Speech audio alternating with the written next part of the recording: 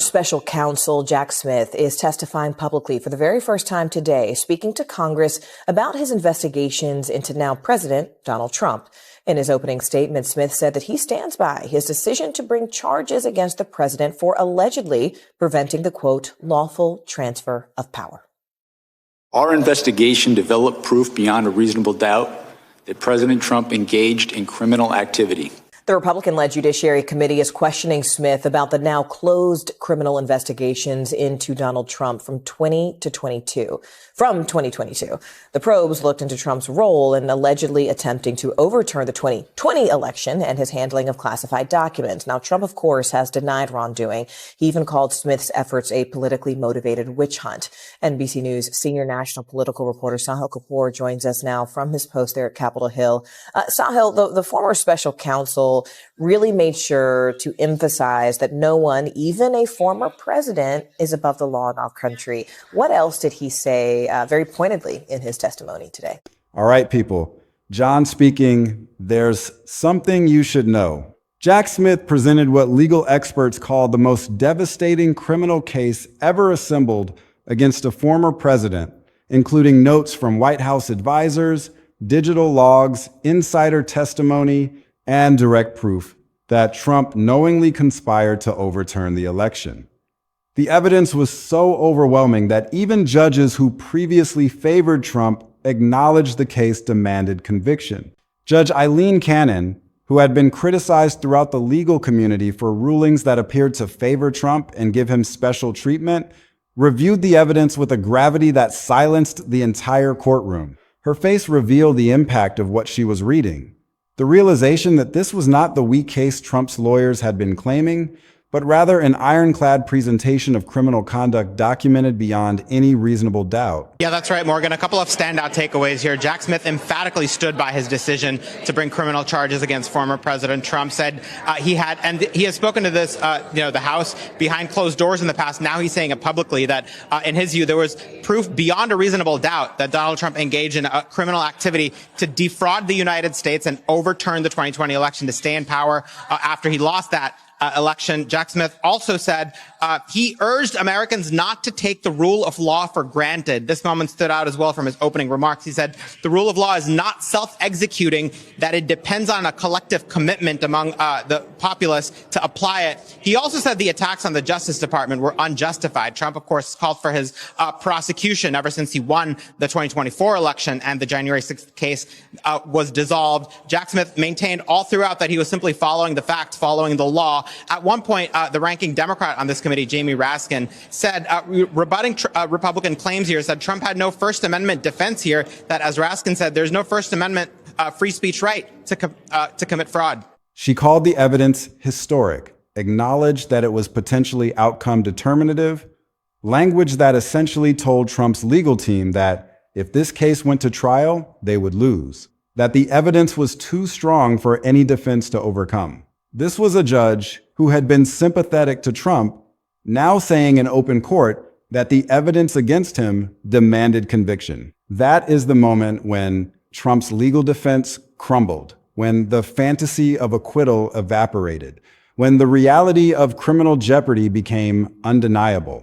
The specific evidence Smith presented was devastating on multiple levels, each piece building on the others to create an airtight case. First, there were the contemporaneous notes from White House staff and advisors, people who had daily access to Trump.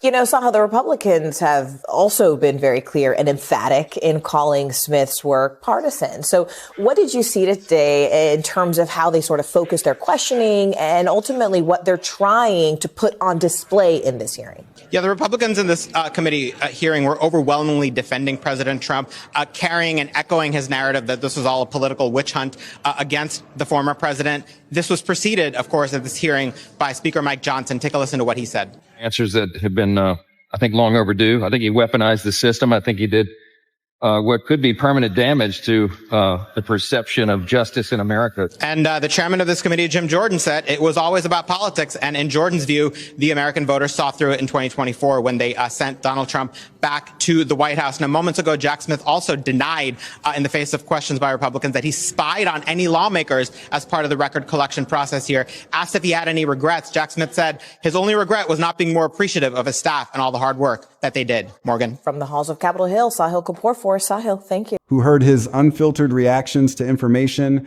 and who had the foresight to document what they witnessed. These notes showed Trump being told repeatedly by his own administration that he had lost the election, that the vote counts were accurate, that the fraud claims being pushed by Rudy Giuliani and others had been thoroughly investigated and found to have no basis in reality. Trump's own attorney general had told him there was no significant fraud. Trump's campaign lawyers had told him the legal challenges had no merit. Trump's data analysts had shown him the numbers proving he lost. All of this was documented in real time, contemporaneous evidence that destroys any claim that Trump genuinely believed he won. Second, there were the digital communications, the emails, text messages, and phone logs that showed coordination between Trump and his allies in the effort to prevent certification of the election. Republicans on the House Judiciary Committee today sharply criticized former special counsel Jack Smith over his investigation of President Trump, which produced more than 40 criminal charges that have since been dropped. GOP lawmakers accused Smith of partisanship, but as Ali Rogan reports, Smith defended his conduct, saying the law required him to act. Do you swear or affirm under penalty of perjury that the testimony you're about to give is the first public hearing for former special counsel Smith? So help you God. I do. Quickly became a sharp partisan debate. And with that, I yield back in disgust of this witness. These guys, my Republican colleagues, are a joke. Even as Smith tried to stay above the political fray. I am not a politician, and I have no partisan loyalties. As he defended his more than 2-year investigation into President Trump. We followed the facts and we followed the law. Where that led us was to an indictment of an unprecedented criminal scheme to block the peaceful transfer of power.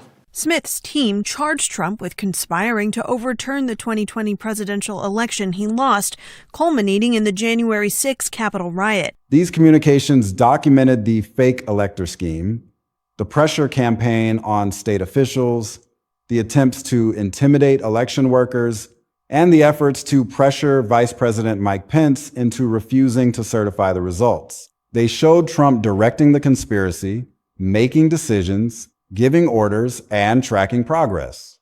This was not circumstantial evidence. It was documentary proof of a criminal conspiracy, with Trump at its center. The phone logs were particularly damning, showing the timing of calls between Trump and his co-conspirators at critical moments, establishing that Trump was actively involved in coordinating the illegal effort to overturn the election. Third, there was sworn insider testimony from cooperating witnesses who had participated in the conspiracy. Smith and the Department of Justice dropped the charges after Trump was reelected. A separate case and 40 criminal charges related to classified documents Trump kept at his Mar-a-Lago estate in Florida were dismissed by a federal judge in 2024, who said Smith had been unlawfully appointed. Our investigation developed proof beyond a reasonable doubt that President Trump engaged in criminal activity. If asked whether to prosecute a former president based on the same facts today, I would do so regardless of whether that president was a Democrat or a Republican. Smith's testimony comes as the Trump administration continues to attack his credibility. The Justice Department has fired many who worked on the January 6 investigation. A watchdog agency is looking into Smith's work, and President Trump continues to attack him, including during the hearing, posting on Truth Social that Smith is a deranged animal who shouldn't be allowed to practice law, and that he hoped the Attorney General was looking at what he's done. Democrats read the post aloud. We have a word for this. It's called weaponization. It's called corruption. These were not peripheral figures or disgruntled staffers seeking revenge. They were people who had been in Trump's inner circle, who heard things that were never meant to become public, who can testify about Trump's state of mind, his intentions, and his knowledge of what he was doing. These witnesses described Trump acknowledging privately that he had lost, but saying he wasn't going to admit it. They described him discussing ways to pressure Pence, to use the January 6th rally to intimidate Congress, to create chaos that would prevent certification. And most critically, they described Trump being told repeatedly that Pence didn't have the authority to refuse to certify, but deciding to pressure him anyway. That testimony proves criminal intent, proves Trump knew what he was doing was wrong and chose to do it anyway. Smith's evidence also addressed the specific legal charges that Trump faces. The conspiracy to defraud the United States, the obstruction of Congress, the attempt to prevent certification of a legitimate election, the pressure campaign on state officials, the fake elector scheme. All of these are documented in Smith's presentation. The evidence shows that Trump and his allies knew the electors were fake, that they created fraudulent documents to submit to Congress, that the goal was to create confusion and delay certification. That's conspiracy to defraud the United States, a serious federal crime carrying significant penalties. The evidence also shows Trump attempted to obstruct Congress by pressuring Pence to reject certified electoral votes, by promoting fraudulent claims to create chaos, and by inciting violence on January 6th. Each of these charges is supported by documentary evidence, sworn testimony, and digital communications that create an airtight case. The courtroom scene when Smith presented this evidence was one of those moments that everyone present will remember for the rest of their lives. Trump's lawyers, who had been dismissive of the investigation for months, who had claimed repeatedly that Smith had nothing, that the case was a witch hunt, that there was no evidence of wrongdoing, suddenly looked like they had been struck by lightning. Their faces went pale, they whispered frantically to each other, they tried to object, but the judge overruled them. They were witnessing their entire defense strategy collapse in real time, and they knew it. The evidence was too comprehensive, too well documented, too corroborated to be challenged. It was everything they had been praying wouldn't exist, and it was sitting in front of them in open court. The analysts covering the case were equally stunned. Many had been skeptical of Smith's ability to build a case that would withstand Trump's legal attacks and political pressure. They had worried that the evidence might be circumstantial, that the testimony might be unreliable, that the prosecution might not be able to prove criminal intent.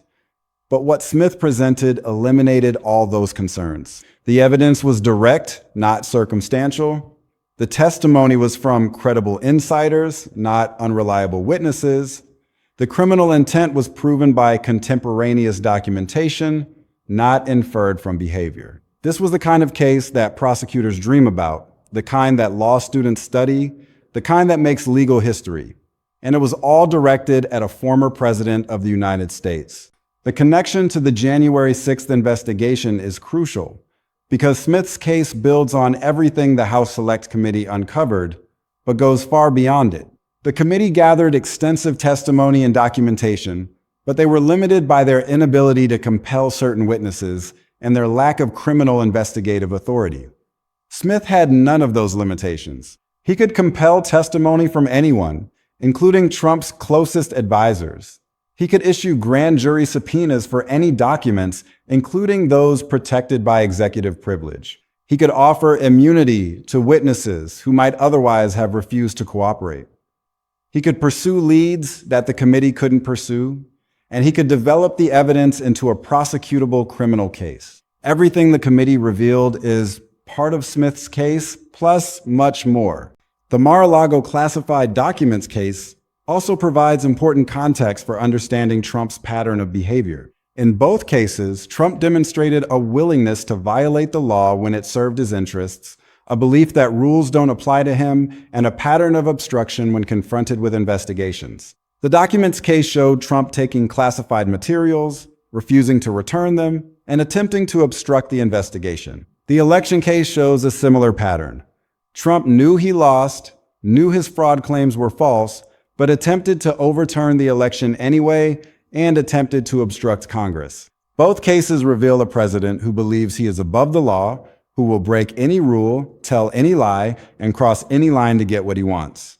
The pattern is clear, and it strengthens the case against him. The legal significance of what Smith presented cannot be overstated.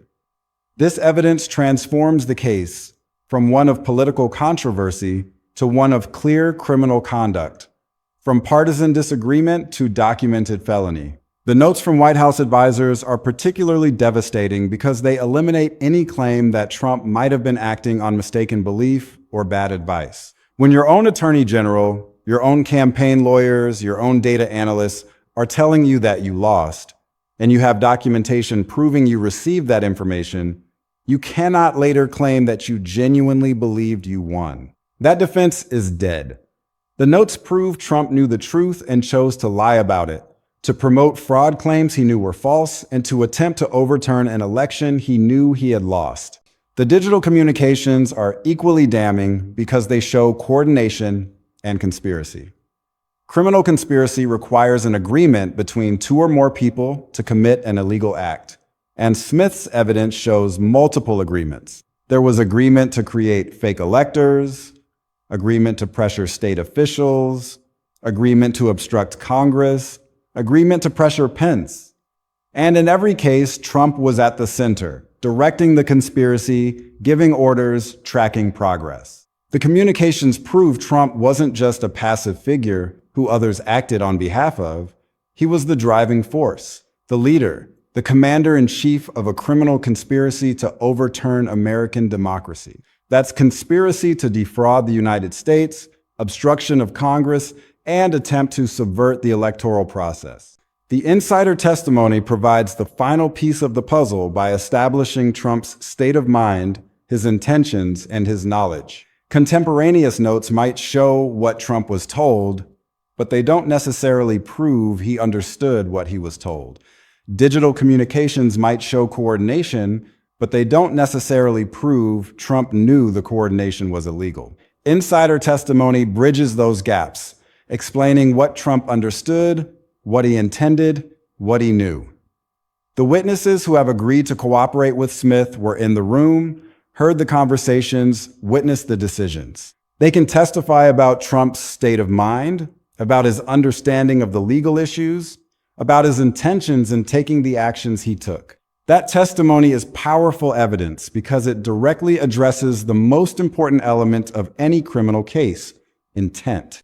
Smith's evidence also effectively demolishes Trump's anticipated defense strategies. Trump's lawyers had been preparing to argue that he was just exercising his First Amendment rights, that he genuinely believed he won, that he was relying on advice from lawyers who told him he could challenge the results. Smith's evidence eliminates all of these defenses.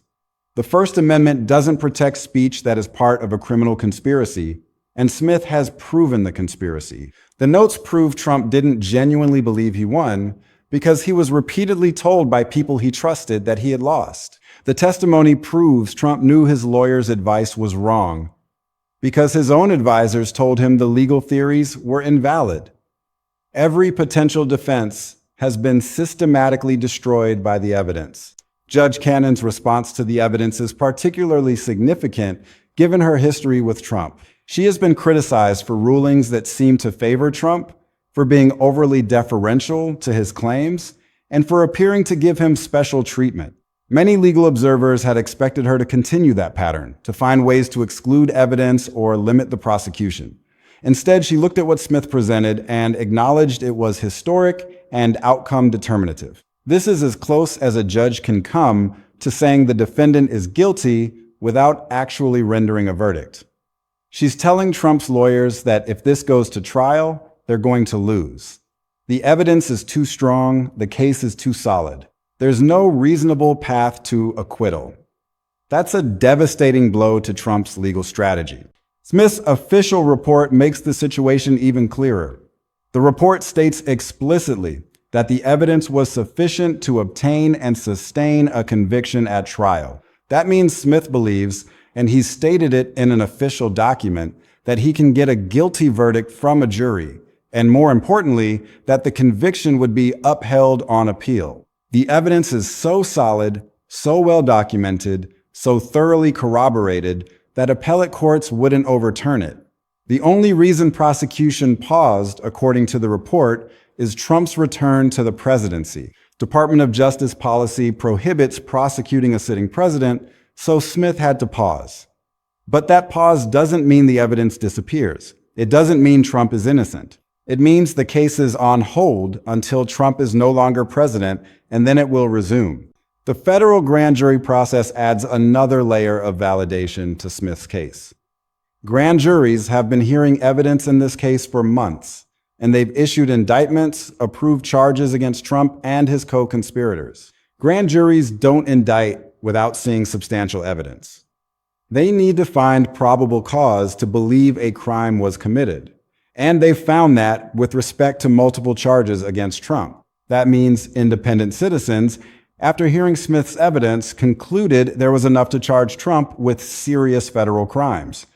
That's a significant legal hurdle, and Smith has cleared it. The evidence that persuaded grand juries to indict is the same evidence Smith presented in court, and it's overwhelming.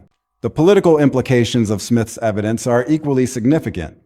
This is no longer just a legal case. It's a political crisis of the first order. The evidence proves that a sitting president attempted to overturn an election, to subvert democracy, and to remain in power despite losing. That's not just a crime. It's an attack on the fundamental principles of American government. And the evidence is now public, documented, undeniable. Every American who pays attention to politics is going to have to confront the reality of what Trump did and decide what that means for their support of him. The evidence is going to dominate the news cycle, shape the political debate, and influence the 2026 midterm elections and beyond. It's going to be impossible for Trump to dismiss this as a witch hunt because the evidence is too detailed, too well documented, too corroborated. The international implications are also significant. America's allies and adversaries are watching this case closely, and they're seeing that America is confronting the reality of an attempted coup, holding a former president accountable, and demonstrating that democratic institutions can function even under extreme pressure. That's a powerful message to send to the world, a demonstration that American democracy is resilient. But it's also a message that America is divided, that its political system is under extreme stress, and that its leadership is contested. The international community will draw its own conclusions from this case, and those conclusions will affect America's standing in the world for years to come. The evidence Smith presented is going to shape perceptions of American democracy, both positive and negative. The timing of this presentation is also critical. It comes at a moment when Trump's second term is already in turmoil, when he's facing multiple challenges, when his political standing is fragile, and when his own party is showing signs of fracture. Adding a criminal case that proves he attempted to overturn an election is going to make everything worse. It's going to strain his relationship with his party, erode his political support, and create instability in his administration. The evidence Smith presented is not just a legal problem, it's a political crisis that will make Trump's presidency more difficult, more contested, and more chaotic. The pressure is going to intensify, and Trump is going to have to find ways to respond.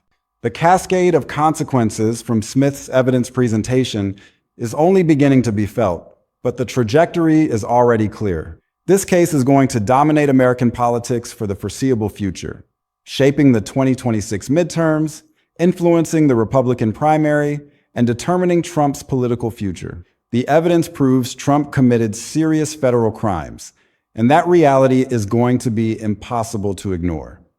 Republicans are going to have to decide whether they continue to support a convicted criminal or whether they finally break with him. Democrats are going to use the evidence as a campaign issue, arguing that Republicans who support Trump are supporting a criminal who attempted to subvert democracy. Voters are going to have to decide what they believe and what they're willing to accept from their leaders. The legal process is going to continue, with or without Trump in the courtroom. The evidence has been presented, the case has been made, and the prosecution is ready. If Trump is still president when the case resumes, there will be constitutional questions about whether a sitting president can be tried. But those questions will be resolved, and the case will proceed. The evidence isn't going away. The witnesses aren't going to forget their testimony. The documents aren't going to disappear. Smith has built a case that will survive any delay, any legal challenge, any political pressure. And when the trial finally happens, Smith will present the same evidence, the same notes, the same communications, the same testimony, and a jury will be asked to decide whether Trump is guilty. All evidence suggests the answer will be yes. The potential consequences for Trump personally are severe. He faces multiple felony charges, including conspiracy to defraud the United States, obstruction of Congress, and incitement of insurrection. If convicted, he could face significant prison time, potentially decades behind bars. That's a staggering prospect for a former president, a figure who once occupied the highest office in the land. But it's also a necessary consequence of the crimes he committed. The evidence Smith presented proves Trump attempted to subvert American democracy, to overturn a legitimate election, and to remain in power despite losing. Those are serious crimes that demand serious consequences. And if Trump is convicted, he'll face the same penalties that any other citizen would face for similar offenses. The historical significance of this case is beyond measure. This is the first time a former president has been charged with attempting to overturn an election. This is the first time the legal system has confronted a presidential coup attempt. This is the first time the American people have had to grapple with the reality that a president tried to destroy democracy to stay in power. The evidence Smith presented will be studied by historians for centuries, analyzed by legal scholars for generations, and debated by politicians for years. It's a moment of profound historical importance, and the outcome will shape America's future in ways we can't yet fully understand. The ethical dimensions of the case are also significant. Trump was entrusted with the highest office in the land, given the power to protect and defend the Constitution. Instead, he used that power to attack the Constitution, to undermine democracy, and to attempt to stay in office illegally. He broke his oath of office, violated his duty to the American people, and threatened the very foundations of democratic governance. The evidence Smith presented proves all of this. It's a stunning betrayal of public trust, and it demands accountability. The only question is whether accountability will come through the legal system or whether Trump will continue to evade justice. The public reaction to Smith's evidence has been predictable but also revealing. Trump's supporters are dismissing it as part of the witch hunt, claiming that the evidence is manufactured, that the witnesses are liars, that the system is corrupt. Trump's opponents are celebrating it as proof of what they've been saying for years, that Trump is a criminal, a threat to democracy, and should have never been president. But there's also a middle ground, people who are trying to understand what the evidence means, who are struggling to reconcile their support for Trump with the reality of his actions. That middle ground is where the case will be won or lost, where public opinion will be shaped, and where the political consequences will be determined.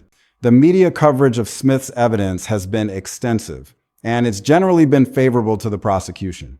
Major news outlets have treated the evidence as significant, have reported on it thoroughly, and have given it the attention it deserves. Conservative media outlets, by contrast, have tried to minimize it, have attacked Smith, and have defended Trump.